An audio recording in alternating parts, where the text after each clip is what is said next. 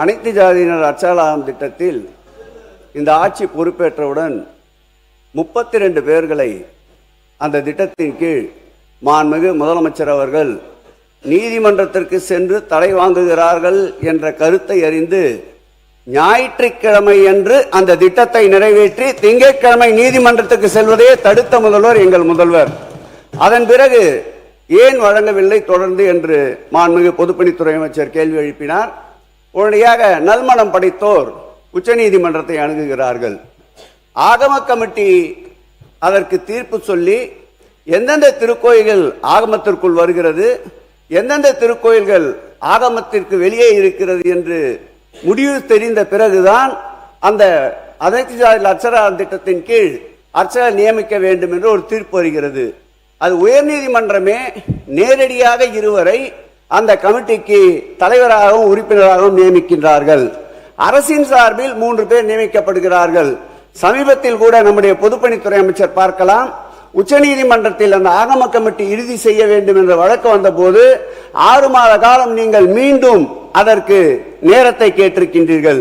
நான் கேட்டுக்கொள்வதெல்லாம் அதற்காக உச்சநீதிமன்றத்திலே தனியாக ஜீவோ போட்டு 3 மூத்த வழக்கறிஞர்களை நியமித்து அந்த சட்ட போராட்டத்தை ஆட்சி இருந்த வரையில் நடத்தினோம்.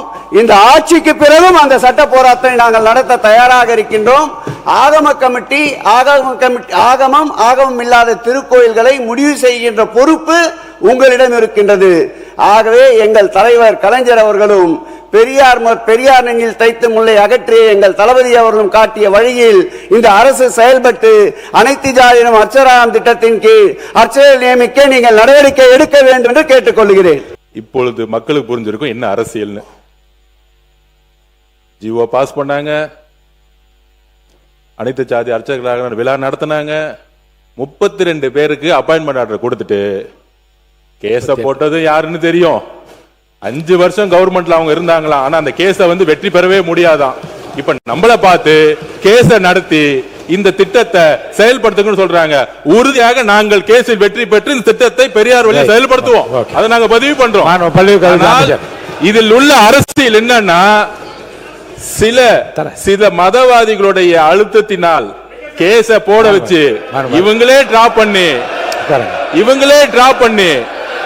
இவங்களே அதுல குறிப்பா அண்ணன் சேகர் பாபு பெரியார் பேர் உச்சரிக்கவே கூடாது, எங்களுக்கு தெரியும். அதனால இந்த போன ஆட்சி பெரியார் பெயரை பேரளவுக்கு சொல்லிட்டு அனைத்து ஜாதி அர்ச்சகர் திட்டத்தை கைவிடப்பட்டுட்டாங்க. 5 வருஷம் சுப்ரீம் கோர்ட்ல ஜெயிக்கவே இல்லை இந்த கேஸ்ல. ஜஸ்ட் எல்லாமே பேப்பர்ல தான் இருக்கு. எந்த திட்டமா இருந்தாலும் பேப்பர்ல தான் இருக்கு. அப்படிங்கறத நான் பதிப்பிட்டேன். அதுக்கு ஒரு மக்களுக்கு முன்னுதாரணம் இந்த திட்டம் தான். இதெல்லாம் எங்க ஸ்டார்ட் ஆச்சுன்னா, சட்டமன்ற உறுப்பினர் பேசுகிற போது சமூக நீதித்துறை அமைச்சர் இதை சொல்லிட்டாருன்னு சொல்லிட்டு தாங்கள் என்னெல்லாம் செஞ்சோம், அதை செஞ்சோம், எதை செஞ்சோம்னு பெருசா சொல்லிக்கிட்டே போனார். உண்மையிலேயே அனைத்து சாதியை சேர்ந்தவங்களை அர்ச்சகர் ஆக்கணும் அப்படின்னு அவங்க சொல்றாங்க.